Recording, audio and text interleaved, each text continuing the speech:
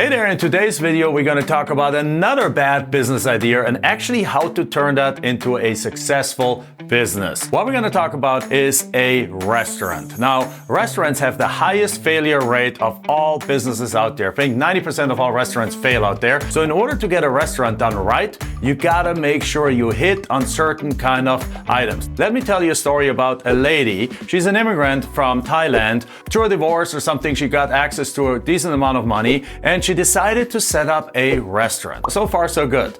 But here's a few mistakes that she made. Number one, she set it up in an area that is absolutely a lunch area. There's not a single dinner restaurant anywhere close by. Everything is just a lunch crowd. There's a lot of offices around.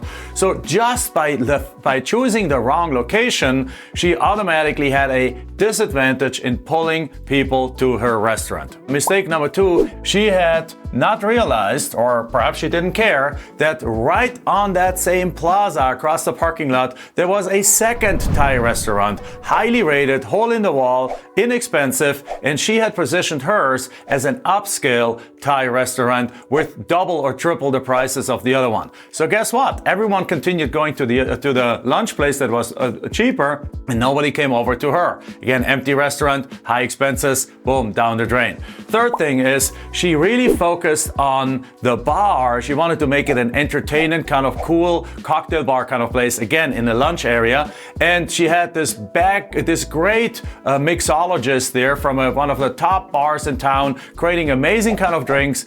But the rest of the operation just did not meet up to that same thing. So you had great drinks, but when you sat down, you got mediocre service. You got actually not mediocre, but up and down service, inconsistent service. And the worst thing that a restaurant can do is provide inconsistent service. Your service delivery needs to be absolutely exactly the same every single time. That's why the big chains are so successful. Because you know you can go to Cheesecake Factory, and while the food is not good, the food tastes exactly the same every single time. The food arrives in the same time every single time. It looks the same every single time, and that's what people want. People want predictability in their experience. To make things worse, the food then was also kind of like off and on. Sometimes it was great. The food didn't come out at the same time, again related to the processes. The food came on at different times. The food sometimes was hot, sometimes was cold. And her choices as an immigrant from Thailand was that she wanted to serve original Thai food.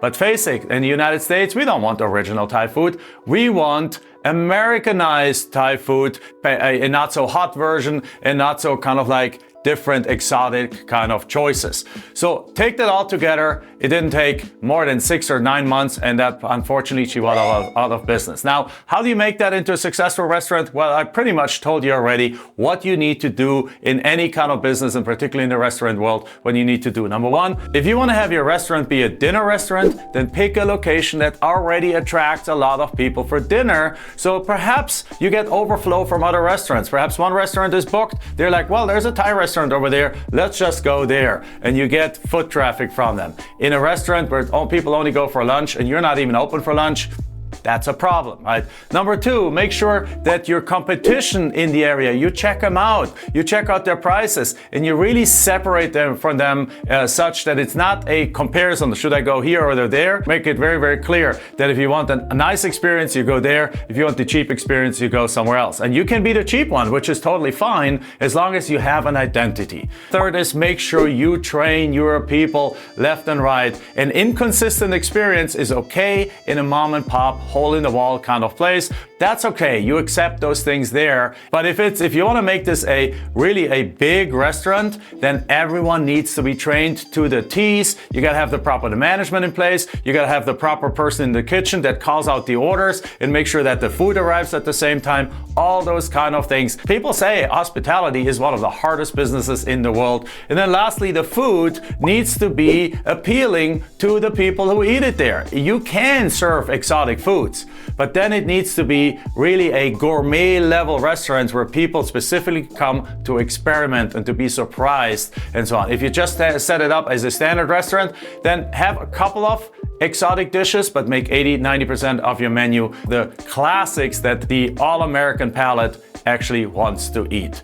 with that said, that's your recipe right there. And if you do that right, and if you keep it from a business point of view, your food costs and all these kind of things organized, then you can actually be very successful in the restaurant business. What kind of business do you want me to talk about on how to scale it and how to set it up the right way? We have done businesses in all kinds of different areas. We've been in business for over 22 years. We've scaled multiple business into the 8 figures. So I'm happy to share more videos like that with you. And also, don't forget, hit that subscribe button and that notification button and share that video with your friends. See you in the next video.